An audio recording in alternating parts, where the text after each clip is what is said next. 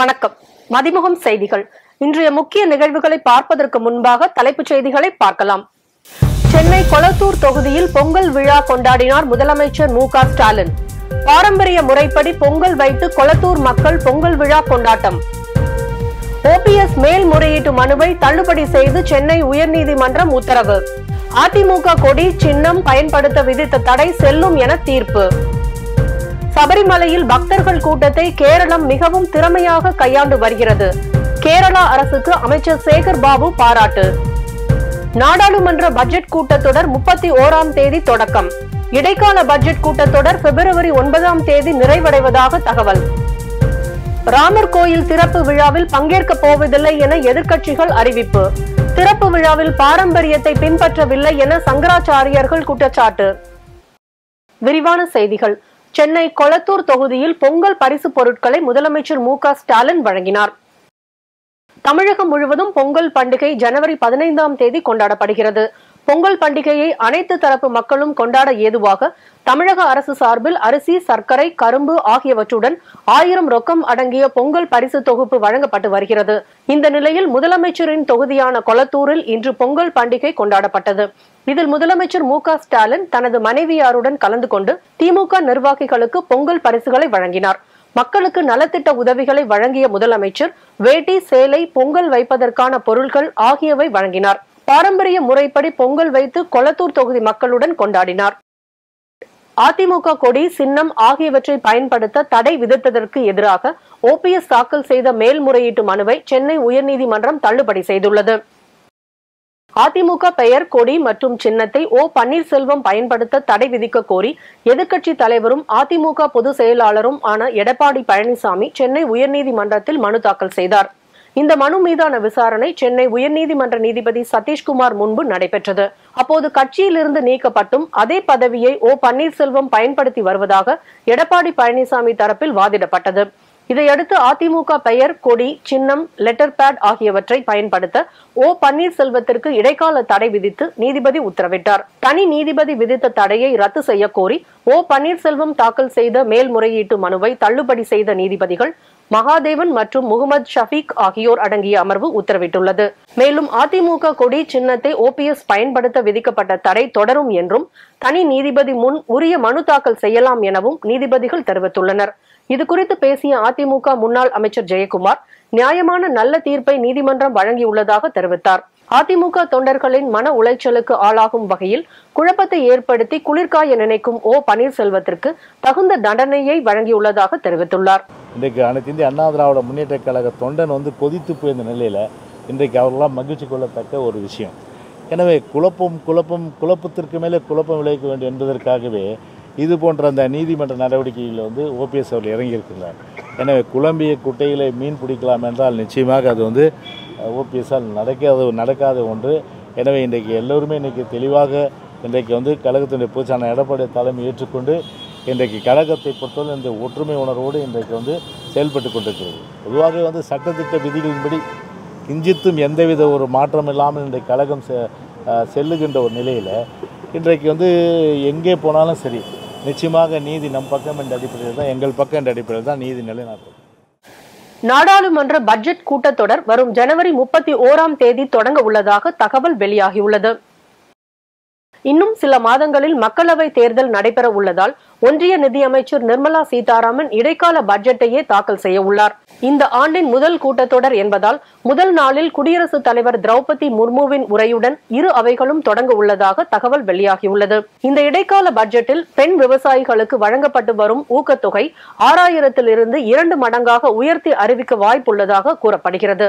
இடைக்கால பட்ஜெட் கூட்டத்தொடரானது பிப்ரவரி 9ஆம் தேதி நிறைவடையும் என்றும் தேர்தலுக்கு பிறகு ஆட்சி அமைக்கும் அரசில் இடம்பெறும் புதிய நிதி அமைச்சரால் 2024-25ஆம் ஆண்டுக்கான முழு பட்ஜெட்டை தாக்கல் செய்யப்படும் என தெரிவிக்கப்பட்டுள்ளது. ராமர் கோயில் திறப்பு விழா ஆன்மீக நிகழ்வாக இல்லாமல் அரசியல் நிகழ்ச்சி போல நடத்தப்படுவதாக கர்நாடக முதல்வர் சித்தராமையா தெரிவித்துள்ளார். உத்தரப்பிரதேச மாநிலம் அயோத்தியில் கட்டப்பட்டு வரும் ராமர் கோயிலின் திறப்பு விழா வரும் 22ஆம் தேதி நடைபெற உள்ளது. ராமர் கோயில் கும்பாபிஷேக விழாவில் பங்கேற்குமாறு அரசியல் தலைவர்களுக்கு அழைப்பு விடுக்கப்பட்டு வருகிறது. இந்த விழாவில் பங்கேற்பதற்கு காங்கிரஸ் தலைவர்கள் சோனியா காந்தி, மல்லிகார்ஜுன கார்கே, ஆதிர் ரஞ்சன் சௌத்ரி உள்ளிட்ட தலைவர்களுக்கு விடப்பட்ட அழைப்பை காங்கிரஸ் கட்சி ஏற்க மறுத்துள்ளது. அதேபோல் மார்க்சிஸ்ட், சமாஜ்வாதி, திரிணாமுல் காங்கிரஸ் என எதிர்க்கட்சிகள் அடுத்தடுத்து ராமர் கோயில் திறப்பு விழாவை புறக்கணிக்க முடிவு செய்து பாஜகவுக்கு எதிர்ப்பு தெரிவித்து வருகின்றன. இந்நிலையில் ராமர் கோயில் திறப்பு விழா ஆன்மீக நிகழ்வாக இல்லாமல் அரசியல் நிகழ்ச்சி போல நடத்தப்படுகிறது என்று கர்நாடக முதல்வர் சித்தராமையா தெரிவித்துள்ளார். இதுகுறித்து செய்தியாளர்களிடம் பேசிய அவர், ராமர் கோயில் திறப்பு விழாவில் பங்கேற்கவில்லை என்ற காங்கிரஸ் தலைவர்களின் முடிவு மிகவும் சரியானது என்றும் அந்த முடிவை நான் ஆதரிப்பதாக தெரிவித்தார். ஒரு ஆன்மீக நிகழ்வை அரசியல் நிகழ்ச்சியாக்குவதன் மூலம் பிரதமர் மோடி மற்றும் சங்க பரிவாரங்களின் தலைவர்கள் கடவுள் ராமரையும் 140 கோடி இந்திய மக்களையும் அவமதித்து வருவதாகவும் அவர் தெரிவித்தார். இதற்கிடையே ராமர் சிலையை பிரதமர் மோடி பிரதிஷ்டை செய்வதற்கு எதிர்ப்பு எழுந்துள்ளது. அயோத்தி ராமர் கோயில் கும்பாபிஷேக விழாவில் பாரம்பரியத்தை பின்பற்றவில்லை என்று சங்கர மடத்தை சேர்ந்த சங்கராச்சாரியார்கள் இதற்கு எதிராக கருத்து தெரிவித்துள்ளனர். அமைச்சர் செந்தில் பாலாஜியின் நீதிமன்ற காவலை ஜனவரி 22ஆம் தேதி வரை நீட்டித்து சென்னை முதன்மை அமர்வு நீதிமன்ற நீதிபதி அல்லி உத்தரவிட்டுள்ளார். சட்டவிரோத பண பரிமாற்ற தடை சட்ட வழக்கில் கைது செய்யப்பட்ட அமைச்சர் செந்தில் பாலாஜிக்கு எதிராக சென்னை முதன்மை அமர்வு நீதிமன்றத்தில் 3000 பக்கம் கொண்ட குற்றப்பத்திரிகை மற்றும் ஆவணங்களை அமலாக்கத்துறையினர் தாக்கல் செய்தனர். செந்தில் பாலாஜியின் ஜாமீன் மனு முதன்மை அமர்வு நீதிமன்றம் மற்றும் சென்னை உயர்நீதிமன்றம் தள்ளுபடி செய்யப்பட்ட நிலையில் ஜாமீன் மனுவை விசாரித்த உச்சநீதிமன்றம் மருத்துவ காரணங்களின் அடிப்படையில் ஜாமீன் வழங்க முடியாது என தெரிவித்தது. மேலும் ஜாமீன் கோரி மீண்டும் அமர்வு நீதிமன்றத்தை நாடலாம் என அறிவுறுத்தியது. நீதிமன்ற காவல் தொடர்ந்து நீட்டிக்கப்பட்டு வரும் நிலையில் சென்னை மாவட்ட முதன்மை அமர்வு நீதிமன்ற நீதிபதி அல்லி முன்பாக காணொலி காட்சி மூலமாக ஆஜர்படுத்தப்பட்டார். இதையடுத்து செந்தில் பாலாஜியின் நீதிமன்ற காவலை ஜனவரி 22ஆம் தேதி வரை நீட்டித்து நீதிபதி அல்லி உத்தரவிட்டுள்ளார். இதற்கிடையே கரூரில் அமைச்சர் செந்தில் பாலாஜியின் தம்பி அசோக் குமார் கட்டி வரும் பங்களா வீட்டில் வருமான வரித்துறை அதிகாரிகள் ஆய்வு செய்தனர். அறிவியல் சார்ந்த சமுதாயத்தை உருவாக்க வேண்டும் என அமைச்சர் அன்பில் மகேஷ் கேட்டுக் கொண்டுள்ளார். சென்னை கிண்டியில் உள்ள தனியார் நட்சத்திர விடுதியில் தனியார் பள்ளி சார்பில் அரசு மற்றும் தனியார் பள்ளி மாணவ மாணவிகளின் தனித்திறமையை ஊக்குவிக்கும் வகையில் புதிய கண்டுபிடிப்புகளுக்கான போட்டி நடைபெற்றது. இதில் வெற்றி பெற்ற மாணவ மாணவிகளுக்கு பள்ளி கல்வித்துறை அமைச்சர் அன்பில் மகேஷ் பாராட்டு சான்றிதழ்களை வழங்கினார். பின்னர் மேடையில் பேசிய அமைச்சர் புதிய கண்டுபிடிப்புகளுக்கான காப்புரிமைகளை பற்றி மாணவர்களுக்கு புரிதல் ஏற்படுத்த வேண்டும் என்றும் அதை எவ்வாறு விண்ணப்பிக்க வேண்டும் என்று ஆசிரியர்களும் கல்வியாளர்களும் மாணவர்களுக்கு கற்றுக் கொடுக்க வேண்டும் எனவும் வேண்டுகோள் விடுத்தார். குழந்தைங்களுக்கு இந்த பேட்டன்ட் ரைட்ஸ்னால் எப்படி அதை எப்படி அதை நம்ம எடுக்கிறது, எப்படி நம்ம பயன்படுத்துவது, அது எப்படி அப்ளை பண்ணுறதுன்னு கூட தெரியாமல் இருக்கின்றார்கள். சைனாக்காரன் ஒவ்வொரு வருஷமும் பல்லாயிரக்கணக்கான கண்டுபிடிப்புகள் சின்னதாக கண்டுபிடிச்சா கூட பேட்டன்ட் ரைட்ஸ் வாங்கிட்டு அவன் வச்சுக்கிறான். பட் நமக்கு அது தெரியல. அது நம்ம ரொம்ப அழகாக நம்ம என்னென்னமோ கண்டுபிடிக்கலாம். மக்களுடைய நல்லதுக்காக கண்டுபிடிக்கலாம், நம்முடைய சுயநலமாக நமக்கான நல்லதுக்காக கண்டுபிடிக்கலாம், மக்களுடைய பயன்பாட்டிற்காக, நாட்டின் பயன்பாட்டிற்காக, சமூகத்தினுடைய அந்த மேம்பாட்டிற்காக நம்முடைய கண்டுபிடிப்புகள் ஒவ்வொன்றுக்கும் இந்த பேட்டன்ட் ரைட்ஸ் நம்ம எப்படி வாங்கணும் அப்படிங்கிறதையும் நம்முடைய டீச்சர்ஸ், நம்முடைய இங்கே வருகை தந்திருக்கின்ற பெரிய ஆளுமைகள், நீங்களும் அது போன்ற அவங்களுக்கான அந்த விழிப்புணர்வை ஏற்படுத்தக்கூடியது நம்முடைய மிகப்பெரிய ஒரு கட்டாயமாக இருக்கின்றது. நிகழ்ச்சியில் சென்னை மாநகராட்சி ஆணையர் ராதாகிருஷ்ணன், உமாசங்கர் IAS, கூடுதல் தலைமை செயலாளர் ஆகியோர் கலந்து கொண்டனர். செய்தியாளர்களை சந்தித்த மாநகராட்சி ஆணையர் ராதாகிருஷ்ணன், அரசு பள்ளி மாணவர்கள் தனியார் பள்ளிகளுக்கு இணையாக அனைத்து போட்டிகளிலும் கலந்து கொள்வதாக தெரிவித்தார். மாநகராட்சி பள்ளிகள் பொறுத்த வரைக்கும் நம்ம சிட்டிஸ் பள்ளிகளில் இருக்கக்கூடிய 420 பள்ளிகள் இருக்குங்க. எல்லா பள்ளிகளும் எல்லா போட்டிகளும் கலந்துக்கிறாங்க. இன்ஃபேக்ட் நம்மளோட இந்த குவிஸ் நடந்தது இல்லையா, சென்னை குவிஸில் பல பரிசுகள் நம்ம சென்னை மாணவர்கள் தான் தட்டி செல்லிருக்காங்க. நம்ம மாணவர்களை பொறுத்த வரைக்கும் எய்டட் ஸ்கூல், கவர்மெண்ட் ஸ்கூல், அதே மாதிரி கார்ப்பரேஷன் பள்ளிகள் எல்லாருமே நல்லா ஆக்டிவ் பண்ணிங்க. சென்னை மாநகராட்சி பள்ளியில் பார்த்தீங்கன்னா கிரிக்கெட்டில் பெஸ்ட் கோச்சிங், ஸ்போர்ட்ஸில் பெஸ்ட் கோச்சிங், அதே மாதிரி சிட்டிஸ் திட்டத்திற்கு மிக சிறப்பானு சொல்கிறோம். ஸோ அந்த பாரபட்சமே நம்ம அந்த மாதிரி பார்க்கக்கூடாதுங்க. இதுலேயும் நிறைய ஸ்டூடெண்ட்ஸ் வருங்காலத்தில் பண்ணுவாங்க. இன்னும் நல்ல போட்டித் தேர்வில் இன்னும் நல்லா சிறப்பாக. மக்களவை தேர்தலில் போட்டியிடும் அதிமுக வேட்பாளர்கள் பட்டியல் இன்னும் தேர்வு செய்யப்படவில்லை என்று அக்கட்சியின் பொதுச் செயலாளர் எடப்பாடி பழனிசாமி தெரிவித்தார். சேலத்தில் இன்று செய்தியாளர்களை சந்தித்த எடப்பாடி பழனிசாமி, மக்களவை தேர்தலில் வெற்றி வாய்ப்பு உள்ளவர்களுக்கே தேர்தலில் போட்டியிட சீட் வழங்கப்படும் என்றும், அதிமுக வேட்பாளர்கள் பட்டியல் விரைவில் தேர்வு செய்யப்பட்டு அறிவிக்கப்படும் எனவும் தெரிவித்தார். அதிமுக முன்னாள் அமைச்சர் விஜயபாஸ்கர் மீதான சொத்து குவிப்பு வழக்கின் விசாரணை ஜனவரி 31ஆம் தேதிக்கு ஒத்திவைக்கப்பட்டுள்ளது. அதிமுக முன்னாள் சுகாதாரத்துறை அமைச்சர் சி. விஜயபாஸ்கர் வருமானத்திற்கு அதிகமாக 35 கோடியே 79 லட்சம் மதிப்பில் சொத்து சேர்த்ததாக புதுக்கோட்டை லஞ்ச ஒழிப்புத்துறை கடந்த 2021ஆம் ஆண்டு வழக்கு பதிவு செய்யப்பட்டது. இந்த வழக்கு தொடர்பாக விஜயபாஸ்கர் மற்றும் அவரது மனைவி ரம்யா மீது 210 பக்கங்கள் கொண்ட குற்றப்பத்திரிகையை லஞ்ச ஒழிப்பு காவல்துறை தாக்கல் செய்தனர். இது தொடர்பான வழக்கு புதுக்கோட்டை மாவட்ட முதன்மை அமர்வு நீதிமன்றத்தில் இன்று மீண்டும் விசாரணைக்கு வந்தபோது, முன்னாள் அமைச்சர் விஜயபாஸ்கர் மற்றும் அவரது மனைவி ஆகியோர் நீதிமன்றத்தில் ஆஜராகாததால் வழக்கை ஜனவரி 31ஆம் தேதிக்கு ஒத்திவைத்து நீதிபதி உத்தரவிட்டுள்ளார். சபரிமலையில் வரும் பக்தர்கள் கூட்டத்தை கேரள அரசு திறமையாக கையாள்வதாக அமைச்சர் சேகர் பாபு தெரிவித்துள்ளார். சென்னை திருவான்மியூரில் உள்ள பாம்பன் ஸ்ரீமத் குமரகுருதாசர் சுவாமிகள் திருக்கோயிலில் இந்து சமய அறநிலையத்துறை அமைச்சர் திரு பி. கே. சேகர் பாபு கலந்து கொண்டு மயூர வாகன சேவன விழாவின் 100வது ஆண்டை முன்னிட்டு சண்முக கவசம் மற்றும் குமாரஸ்தவம் பாராயணத்தை தொடங்கி வைத்தார். அப்போது செய்தியாளர்களை சந்தித்த அவர், சபரிமலையில் கூட்ட நெரிசல் தொடர்பாக கேரள தலைமை செயலருக்கு தமிழக தலைமை செயலர் கடிதம் எழுதியுள்ளதாக தெரிவித்தார். பக்தர்கள் நீண்ட நேரம் காத்திருக்காமல் விரைவாக வழிபட திட்டங்கள் வகுப்பதாக கேரள அரசு தெரிவித்துள்ளதாக தெரிவித்தார். கேரளாவினுடைய தேவசம் போர்டு அமைச்சரவர்களிடத்தில் பேச சொல்லியிருந்தார். தேவசம் போர்டு தலைவரிடமும் பேச சொல்லியிருந்தார். பேசியிருக்கின்றோம். எவ்வளவு முடியுமோ அந்த அளவுக்கு சிரமத்தை மேற்கொண்டு கேரளா அரசாங்கமும் கேரளா காவல்துறையும் திருவாங்கூர் தேவஸ்தானம் போடும் பக்தர்களுக்கு தேவையான வசதிகளை செய்து கொண்டிருக்கின்றது. பெருமளவு பக்தர்கள் எண்ணிக்கை கூடுகின்ற இந்த காலகட்டத்திலும் பெரிய அளவு அசம்பாவிதம் இல்லாமல் திறமையாக சமாளித்துக் கொண்டிருக்கின்றார்கள். எனக்கு எட்டிய வரையில் நான் சபரிமலைக்கு ஒரு 45 ஆண்டுகளுக்கு மேலாக செல்கிறோம் என்ற சூழ்நிலையால் சொல்லுகிறேன். 1 மணி நேரத்திற்கு குறைந்தபட்சம் 3500 பேர் தான் தரிசனம் செய்யக்கூடிய சூழல்.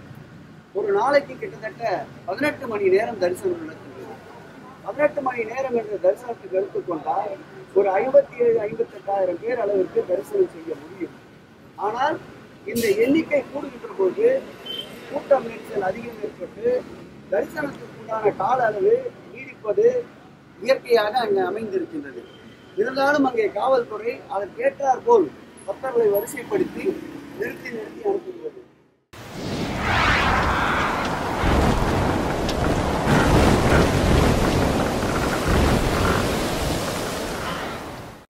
வடகிழக்கு பருவமழை 15ஆம் தேதியுடன் விலகக்கூடிய சாதகமான சூழல் நிலவி வருவதாக வானிலை மையம் தகவல் தெரிவித்துள்ளது. தமிழ்நாட்டில் அக்டோபர் மாதம் தொடங்கிய வடகிழக்கு பருவமழை நவம்பர் மற்றும் டிசம்பர் மாதங்களில் பரவலாக பெய்தது. டிசம்பர் மாதம் 4ஆம் தேதி வட கடலோர மாவட்டங்களிலும் 16, 17, 18ஆம் தேதிகளில் தென் மாவட்டங்களிலும் வெளுத்து வாங்கிய மழையால் பெரும் வெள்ளம் ஏற்பட்டது. வடகிழக்கு பருவமழை ஜனவரி மாதம் வரை நீடிக்கும் என்று வானிலை ஆய்வு மையம் அறிவித்தது. அதன்படி பருவமழை தென் மாவட்டங்கள், உள் மாவட்டங்கள் உள்ளிட்ட சில இடங்களில் தற்போது பெய்து வருகிறது. கேரள கடலோர பகுதிகளில் நிலவும் வளிமண்டல கீழடுக்கு சுழற்சி காரணமாக தமிழகத்தில் ஓரிரு இடங்களிலும், புதுச்சேரி மற்றும் காரைக்கால் பகுதிகளிலும் அடுத்த 7 நாட்களுக்கு லேசானது முதல் மிதமான மழை பெய்யக்கூடும் என வானிலை மையம் தெரிவித்துள்ளது. சென்னையில் அடுத்த 48 மணி நேரத்திற்கு வானம் ஓரளவு மேகமூட்டத்துடன் காணப்படும் எனவும் தெரிவித்துள்ளது. இந்த நிலையில் தமிழகத்தில் வடகிழக்கு பருவமழை முடிய உள்ளதாக வானிலை ஆய்வு மையம் தெரிவித்துள்ளது. அதன்படி வரும் 15ஆம் தேதியுடன் தமிழ்நாடு, புதுச்சேரி, காரைக்கால், கேரளா, ஆந்திரா, கர்நாடகா உள்ளிட்ட பகுதிகளில் வடகிழக்கு பருவமழை விலகக்கூடிய சாதகமான சூழல் நிலவி வருவதாக வானிலை ஆய்வு மையம் தகவல் தெரிவித்துள்ளது. பொங்கல் பண்டிகையை ஒட்டி நாளை முதல் 14ஆம் தேதி வரை சென்னை மற்றும் பிற ஊர்களுக்கு சிறப்பு பேருந்துகள் இயக்கப்பட உள்ளன. சென்னையில் இருந்து வெளியூர்களுக்கு 4706 சிறப்பு பேருந்துகளும் பிற இடங்களில் இருந்து 8478 சிறப்பு பேருந்துகளும் இயக்கப்பட உள்ளன. இது தவிர திருச்சி, தஞ்சாவூர், கரூர், மதுரை, திருநெல்வேலி, தூத்துக்குடி உள்ளிட்ட தென் மாவட்டங்களுக்கு செல்லும் அரசு விரைவு போக்குவரத்து கழக பேருந்துகள் கிளாம்பாக்கம் பேருந்து முனையத்திலிருந்து இயக்கப்படும் என தெரிவிக்கப்பட்டுள்ளது. அதேபோல் பொங்கல் விடுமுறைக்கு பின் 16, 17, 18 ஆகிய தேதிகளிலும் சிறப்பு பேருந்துகள் இயக்கப்பட உள்ளன. பொங்கல் பண்டிகையை முன்னிட்டு நாளை ரேஷன் கடைகள் இயங்கும் என அறிவிக்கப்பட்டுள்ளது. அனைத்து குடும்ப அட்டைதாரர்களுக்கும் 1 கிலோ அரிசி, 1 கிலோ சர்க்கரை, முழு கரும்பு, 1000 ரூபாய் ரொக்கம் உள்ளடங்கிய பொங்கல் பரிசு தொகுப்பை சென்னை ஆழ்வார்பேட்டையில் உள்ள நியாய விலை கடையில் முதலமைச்சர் மு.க. ஸ்டாலின் தொடங்கி வைத்தார். இந்நிலையில் குடும்ப அட்டைதாரர்களுக்கு பரிசு தொகுப்பு வழங்க ஏதுவாக நாளை அனைத்து நியாய விலை கடைகளும் பணி நாளாக தெரிவிக்கப்பட்டுள்ளது. அதற்கு ஈடாக 16ஆம் தேதி அனைத்து நியாய விலை கடைகளுக்கும் விடுமுறை நாளாக அறிவித்து உத்தரவிடப்பட்டுள்ளது. பல்வேறு மாவட்டங்களில் நடைபெற்ற தகவல்களை களத்தில் மதிமுகம் பகுதியில் பார்க்கலாம்.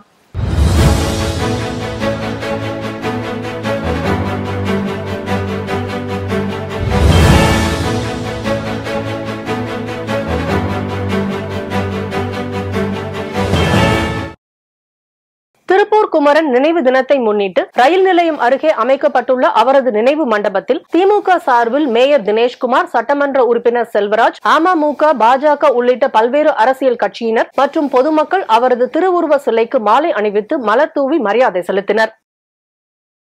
திருவண்ணாமலை மாவட்டம் சாத்தனூர் அணையிலிருந்து 2ஆம் போக பாசனத்திற்காக 100 நாட்களுக்கு தண்ணீர் திறக்கப்பட்டது. பொதுப்பணித்துறை அமைச்சர் ஏவா வேலு அணையை திறந்து வைத்த இந்நிகழ்ச்சியில் மாவட்ட ஆட்சியர் முருகேஷ், செங்கம் சட்டமன்ற உறுப்பினர் கிரி உள்ளிட்ட பலரும் கலந்து கொண்டனர். திருவண்ணாமலை, விழுப்புரம் மற்றும் கடலூர் மாவட்டங்களை சேர்ந்த சுமார் 45,000 ஏக்கர் நிலம் பயன்பெறும் வகையில் 2ஆம் போக பாசனத்திற்கு திறக்கப்பட்டுள்ளது.